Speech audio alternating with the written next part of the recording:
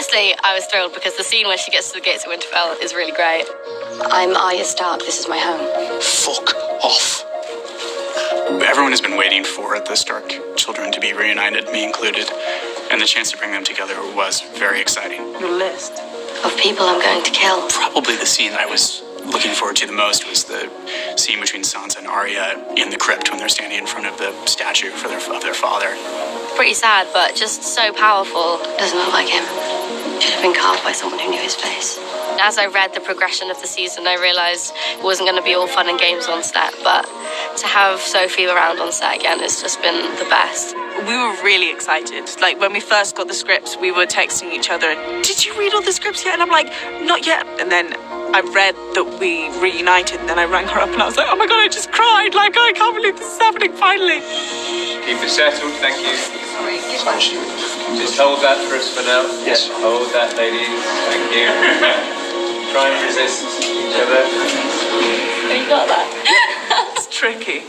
It's complicated. It's been so much fun. She's my best mate. And everyone's like, oh, it's so nice you girls are back together again. And I was like, just you wait, because by week 2, you're all going to hate us, because we're very annoying when we're together. Before we left the gang. Gang's love.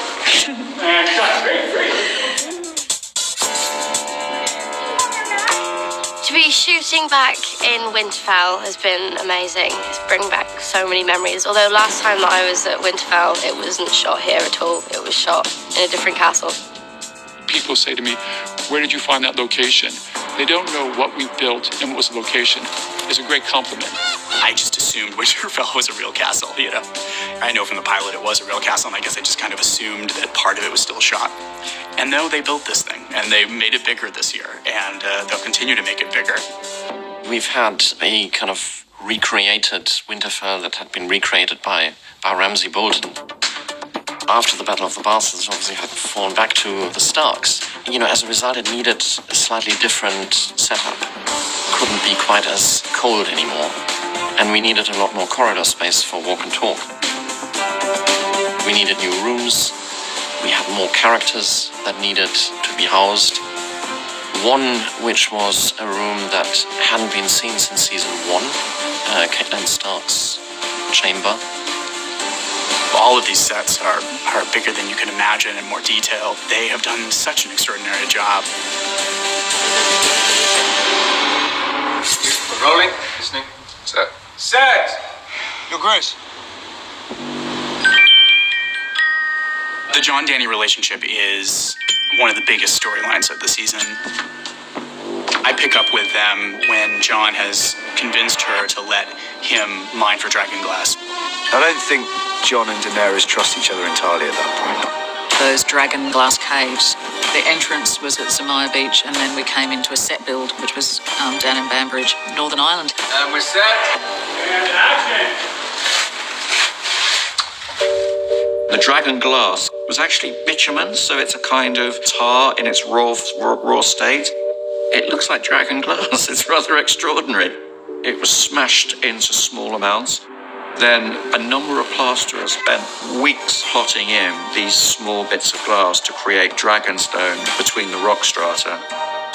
We were able to create a look that was similar to what Tommy had already been using for his dragon glass, the armory that's associated with dragon glass. This is it. All we'll ever need. It's Jon Snow's entire plight of the season. It's like, no, seriously, there's these dead people, and they're gonna kill everyone. Children of the forest made thee. What? And it's a really important place. It's a magical little place. It's like the caves in France and Lascaux, you know, where we find the earliest examples of human painting. And we looked a lot at that as reference. It should feel prehistoric, but magical. Because the enemy is real. And I think it's probably mixed up in that moment that the tenderness for him begins to kind of come in. I will fight for you. It's a weird thing, isn't it, when you seriously have the hots for someone, but you don't trust them. That's hard. When you bend the knee. And cut. I think she looks beautiful. Cut. We've got to go again. And action. You can't use that, my lady. It's too small. I won't cut you. Don't worry. I'll try not to. Rolling, rolling. Cue marker. Towards the roll. There is this thing. The fun thing about the Ari and Brienne thing was I don't think we had to do too much to it to make it really fun to watch, because everybody's wanted to see these two together for a long time. And if they didn't know they did, they certainly do the minute the two of them meet. Nice. It was so exciting to train for that fight, and we trusted each other. But to be fighting Gwen, who is far over a foot taller than me, and for her to be, you know, fighting someone who's far, far shorter than her, it's been a massive challenge. Generally, as you attack, you move forward, and as you defend, you move back. And they have completely different sizes of gait, of step. That was a big challenge to choreograph that and deal with those issues. We use stunt doubles for their skill sets and also to put them in harm's way to a degree. 3, 2, 1, action. In a fight, it's so much more than just choreography. Every movement says something about the character. It tells the story of these two very different warriors. Who taught you how to do that? No one.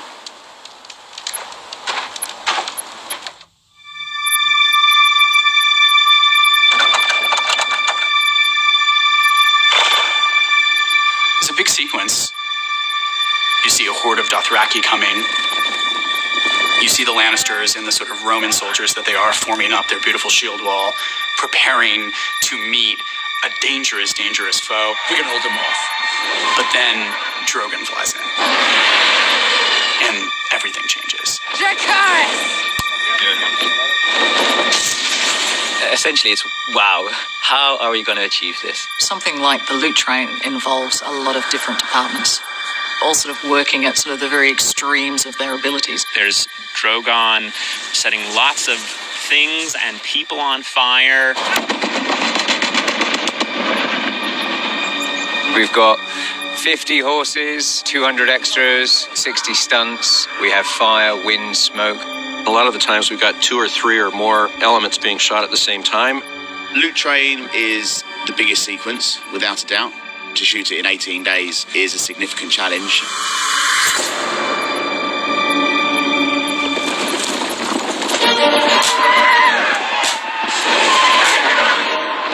The horse department, these guys have tons of experience. Camilla, who's the head of the horse department, brought some great ideas to us. Until now, we haven't really seen the Dothrakis do much on horses, so this is our chance to really show off their skills and what they can do. Camilla, she was just saying, you know, with the Dothraki, it's a very different style of horseback riding than what we've seen in Westeros. They grew up with their horses. They're famous for their skill on horseback. For me, the most interesting part of the loot train sequence is when the Dothrakis come down the hill and when they stand up in their saddles. Just this force coming towards you.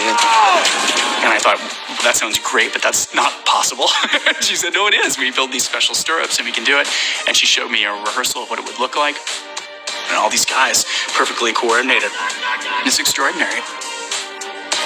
We're just showing off even before we get to them, and then we smash through the ranks. We have a shield wall which the Dothraki attack. We've created channels in the shield wall for them to go through. We've had breakaway spears. We've had guys jumping off horses, going into the shield wall. Yeah, we just try to make those guys really, really vicious and violent. Have your spear down here like that, and as he's at the vertical, just go forward and smash him with the spear.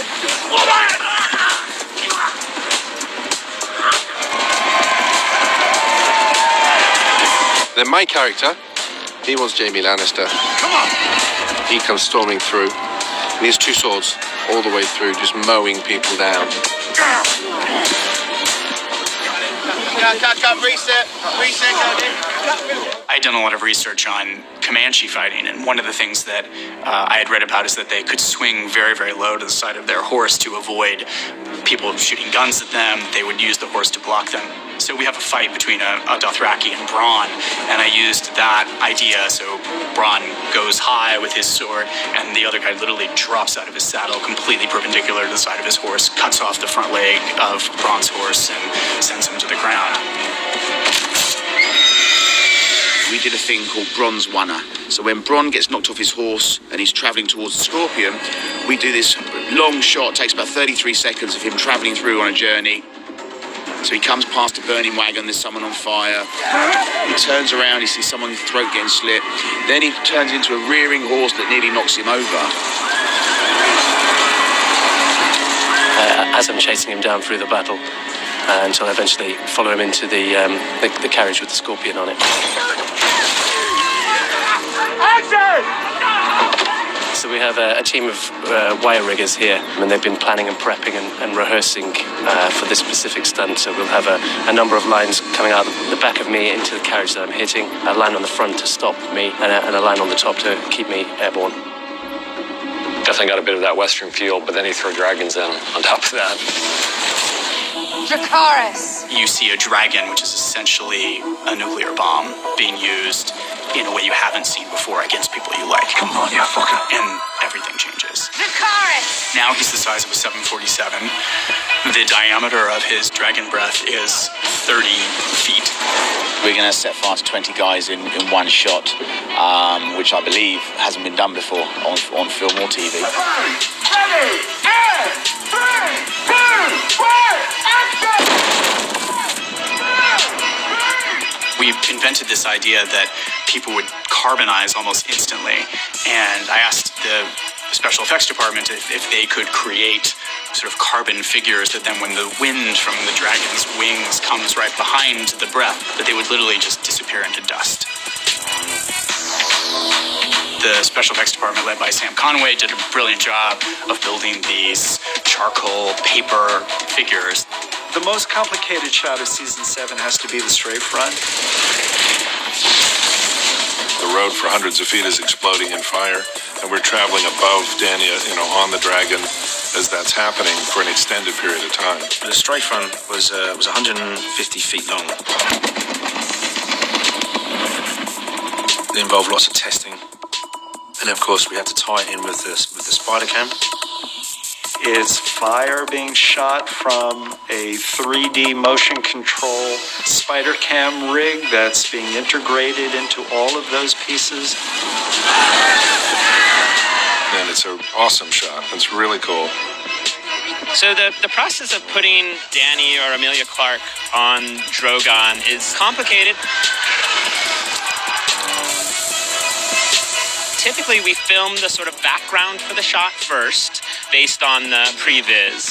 And then we do what we call some pre-animation. The VFX vendor will sort of animate what Drogon would be doing, flapping or soaring. And then from that animation, we'll take the section where she's got to sit and we'll program a motion base that she will sit on to move exactly like what that dragon is doing in that one spot, as if she was really riding on Drogon, but in a stage in Belfast in front of green screen.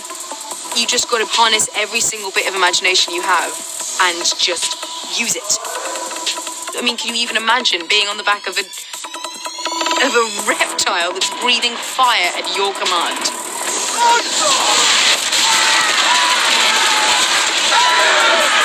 That's huge.